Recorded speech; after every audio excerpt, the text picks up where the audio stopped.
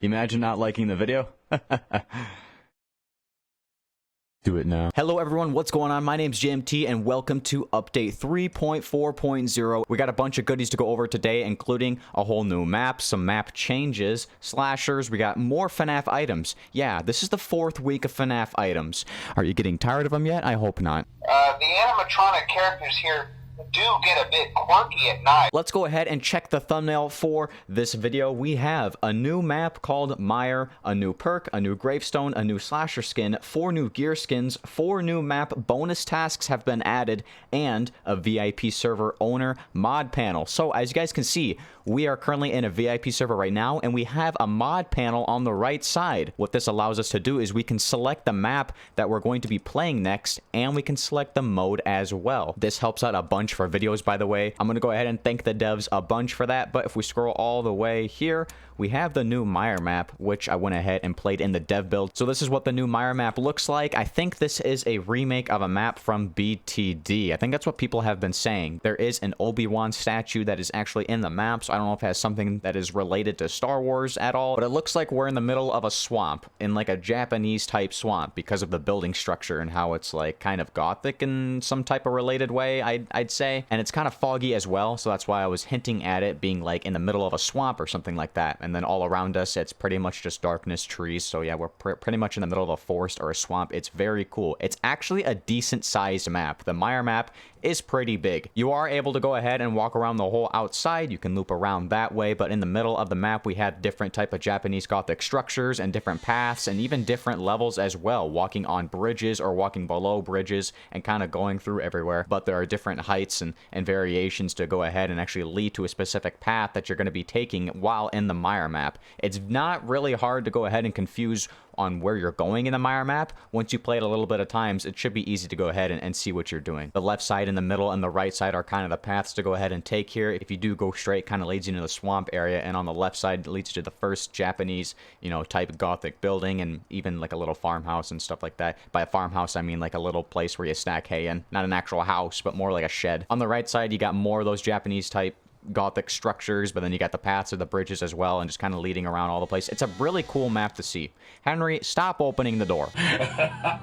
The Myre map is definitely going to be one of those maps I think I'm going to enjoy a lot, and I think it's one of the best maps in the game so far. I really do like how this map looks. They were talking about it a bunch in the official Discord for Survive the Night, that the map just looks beautiful, and I do agree with that 100%. The map looks insane. But while we're talking about map changes as well, we have 4 different maps that have bonus tasks that have been changed, and here is what they look like. So for the church map, we have a new bonus task on there to go ahead and repair weather antennas, and once you repair all those weather antennas, it's just like the campsite map. You'll have lightning that strikes trees in front of the church and then they light on fire. It's a really cool thing to see, and I do love activating this bonus task because it does disturb like the sound of the game, and it's very hard to hear what's actually happening in the game, so it does help the survivors out quite a bit, or maybe even the slasher as well. The shipyard map has a new bonus task. The shipyard has been added generators, just like the graveyard map with the generators. When you turn all the generators on, then it activates all the little light beams around the map. That is pretty much what is happening in shipyard now. For the downtown map, what they went ahead and did is they added in breakers, just like the hospital map, when you got to fix all the breakers and then you can dial the emergency phone and the helicopters come in.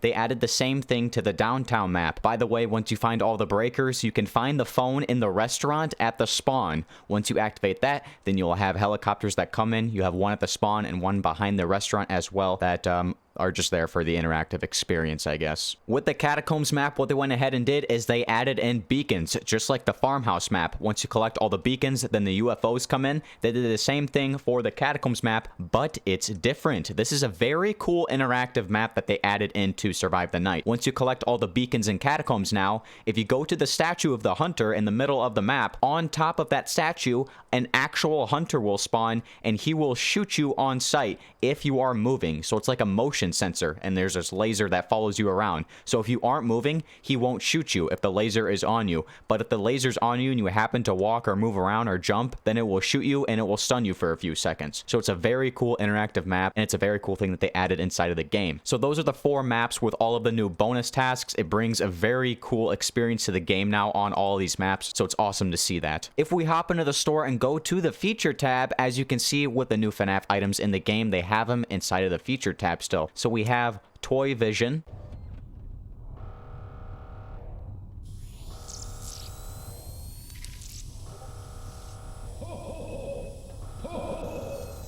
The Puppet Mask. And the Possessed Gravestone.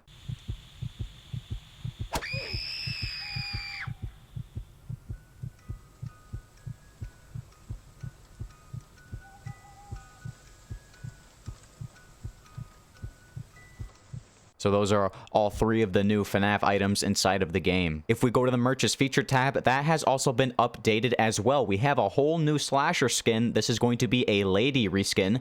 This is the Ghostly Diver from Scooby-Doo.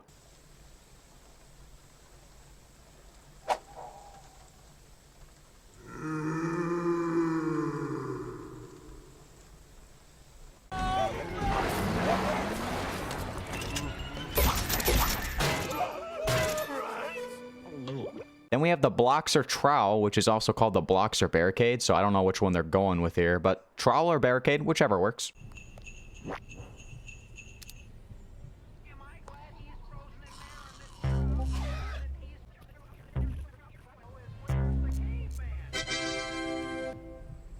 And then we have the Wooden Door, which is from Plants vs. Zombies. Be expecting some of that in the future, maybe.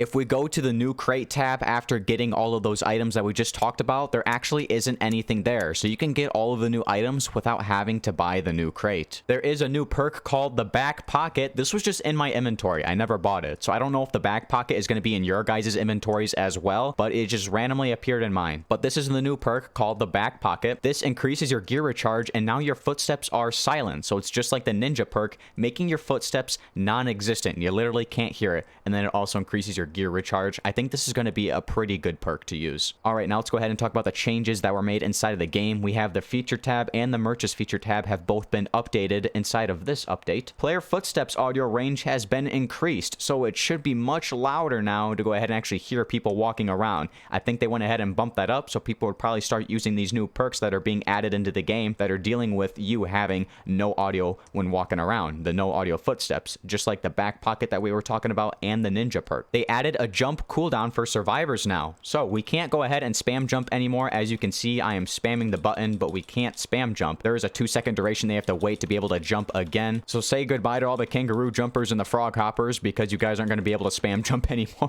Private servers have had their prices decreased. So instead of 250 Robux now, it is now 150 Robux. Private servers no longer gain a rewards boost from the special modes. The church map has been updated. So inside the church map, they went ahead and added in trees around the map. I think that's new. They added in more trees and maybe more grass as well. The downtown map kaiju model has been updated. I think they're talking about that gigantic Godzilla looking thing. You can actually see him now in the map. Before it was like pitch black and you couldn't really see it, but now as we look inside of this video, you can see that it's all lit up and you can see him roaring and wagging his tail inside of the map now, so it's very cool to see. And then the Blood Moon special mode slasher damage has been increased. So Blood Moon no longer does half a hit anymore. It has now been increased to 0.75. So now let's say if a survivor is a 3 hit, it's gonna take 4 hits to go ahead and actually kill that survivor now instead of 6 hits. And that is all of the changes that were made inside of the game. So guys, that's pretty much everything inside this update. This is a very big and beefy update. It's a very cool update. They added in so many things that were just map changes. They added in some more Scooby-Doo and FNAF items that a lot of people like to see, and they just added in a bunch of stuff in general. So go ahead guys, hop into the game